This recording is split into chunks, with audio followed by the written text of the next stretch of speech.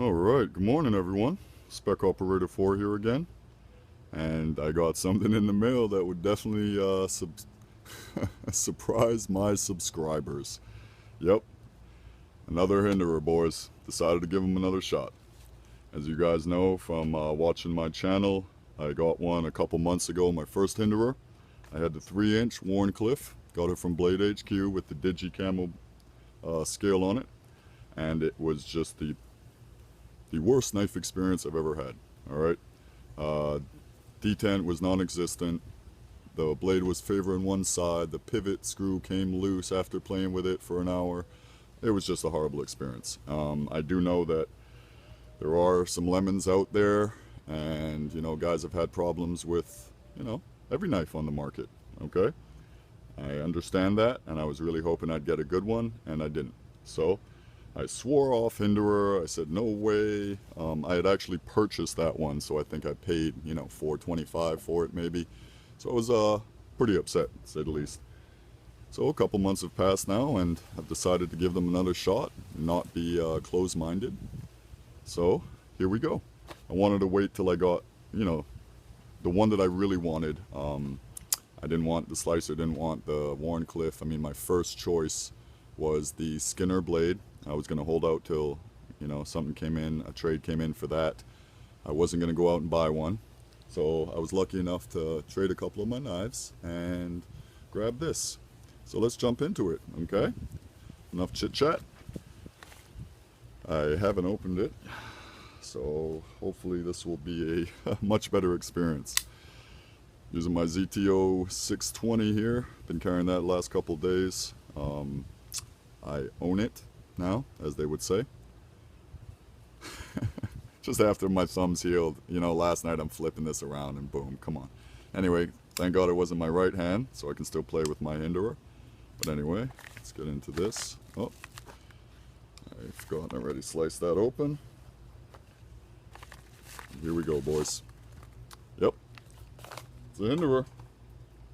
Now, I know there's a lot of talk out there about, the way these $400 or $500 knives come to you, and low cardboard box. I don't know. I mean, Spyderco does it where you spend $2 something on a knife, and pretty much this is the Rubicon. How much does this cost you? They charge you what, $8 for this if you buy it separate. Cost them what, 75 cents to make. Nice little pad-in. Riate. Mind you, this is a Chinese company that's doing this. Okay. Alright, so you got your little pouch in there, and then you got your $500 Hinderer in that. Okay, anyway, let's move on. Alright, let's open this up. Woo! As you can see, I got that in the blue. Originally I'd wanted the earth brown, but I don't know, I've been into the colored scales, and this came along and I really liked it. Really liked it. Alright, now these are pretty hard to come by now. Nobody's really getting rid of them on the aftermarket, and they're sold out everywhere. They come in, they go out. The Warncliffes and the buoys, and even the slicer, Spanto grinds and stuff you'll see a lot of, but I wanted the Skinner. Alright, so I got the blue G10, which is just gorgeous. Okay, I'm looking at this just the same time you guys are. Okay, I haven't looked at the knife yet. Okay, looks to be perfectly centered, which is, as you guys know, a big deal for me. I'm a perfectionist. I think a $400, $500 knife should come centered. I think a $200 knife should. Alright, we're looking at the new generation here. It's got the blade stop up here as opposed to back here where it was engaging the tang. Now, on these trade forums, I don't think there's anything wrong with asking these guys, hey bud, can you send me, lots of pics, ask them for any angle you want on the knife. I mean, we are talking $500, we are talking a Glock, we are talking, I don't know, car payment, okay? So there's nothing wrong with that. This guy actually was nice enough. I swear I was annoying him with all my questions, but from my first experience, So he actually sent me a video, which was, a very nice offer in there. So he sent me a video of the detent. I wanted to make sure that the one I got was a Skinner, and it was definitely a medium to strong detent, okay? I had to know that 100% before I dove in again. Okay, this is the S35VN model, new generation, and look at that. A Hinderer that flips. What incredible action on that. Nice early lockup on that, which I'm very happy about. Okay. Nice strong detent on this one. You guys can see, I mean, just to push the thumb studs out. Okay. Great detent. Very happy with this. Look at that blade. I mean, you ever seen anything as beautiful as that? Be honest.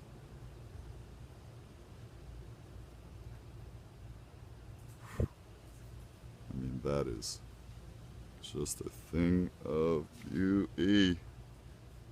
Beauty. Just gorgeous stonewash finish on that. Look at those grind lines. Kind of reminds me a little bit of maybe the Umnumzaan a little bit. It's just, you know, kind of got those. Of course, this is the harpoon, but, you know, it's got that. Very cool blade shapes, okay? You know, I do carry my StarTac, as you guys know. Okay, but I carry it very gingerly. To be honest with you, these Chris Reeve knives, I mean, especially I got this for a collector's piece. This is the Glorious. I would never carry this. This is just a work of art, like I had mentioned in my past videos. If you're going to spend $400, $500 on a knife and you buy a Chris Reeve Sebenza Umnumzaan, you will not be disappointed. At least I wasn't disappointed, and most people I know were not disappointed. If you spend $500 maybe on a Strider or maybe on a Hinderer, and you're saying to yourself, where does the money go? You know, the materials, all of this. I mean, obviously you're paying for the craftsmanship, the fit and finish, the very high tolerances these knives have, just the action. But a lot of people say, you know, okay, so it's titanium, it's S35VN, even more so for the 154 CM, you're paying $500. But it's for the work that goes into it, right? I know. Okay, it doesn't make sense to a lot of people, I understand, but us knife guys, I mean, knife nuts, let's say, it just does. Alright, you said you never paid $200 for a knife, it's ridiculous, then you bought the 0560 and you said, that's a nice knife. Okay, I can see where the, you know, the $180, $200 is going. Okay, okay. Said you'd never buy a $400 knife. Okay, well, now you have. I mean, that's just how it goes, okay? This used to be my, you know, favorite. I mean, the ZT, just a great knife, great materials, you know, the 204P, titanium, lock bar stabilizer, I've been through this, okay? And you would say the materials are better on this, right? Okay. But is the fit and finish, is the workmanship into it, you know, is the quality there? Some would say yes. Alright? But I think once you really get into knives and you've handled knives and you really played around with them, used them, I think you can really start to appreciate the higher end knives here. Of course, the demand, you know, is higher for these. When you're going to spend $400 or $500, you know, everybody wants a Hinderer, everybody wants a Strider, everybody wants a, you know, whatever, a Chris Reeve. So this is absolutely not scripted whatsoever. 3.5 inch blade, guys, on this, 3.125 inch cutting edge on that. Alright, so it's got your little finger choil, forward finger choil here.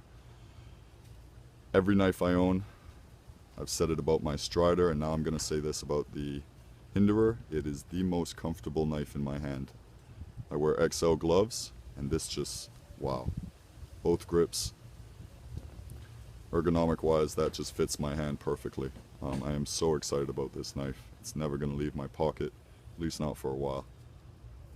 May even sleep with it, who knows.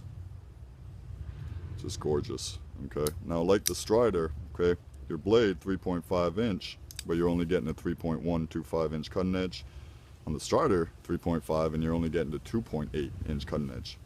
Okay, some people have an issue with that. I think this is a perfect mix. Getting more than enough cutting edge for your everyday tasks.